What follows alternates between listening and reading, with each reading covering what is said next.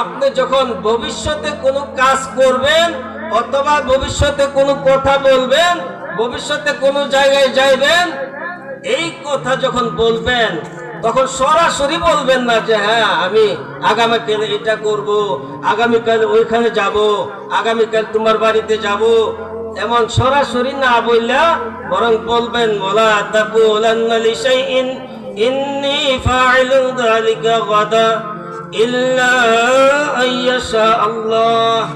বলবেন ইনশাআল্লাহ, ইনশাআল্লাহ আগামীকাল এই কাজটা আমি করব। ইনশাআল্লাহ আপনি যে কথাটা বলছেন আমি আগামীকাল আপনার কথা মতো আপনার ওয়াদা রক্ষা করব। বুঝছেন না? হ্যাঁ, আপনি দাওয়াত দিচ্ছেন আগামীকাল আপনার বাড়িতে খতম করব ইনশাআল্লাহ। এই আগামীকাল ভবিষ্যতে কোনো কাজ করতে চাইয়া যখন ওয়াদা করবেন আগে বলবেন ইনশাআল্লাহ, অর্থাৎ আল্লাহ যদি চায়, আমার কোনো ক্ষমতা নাই,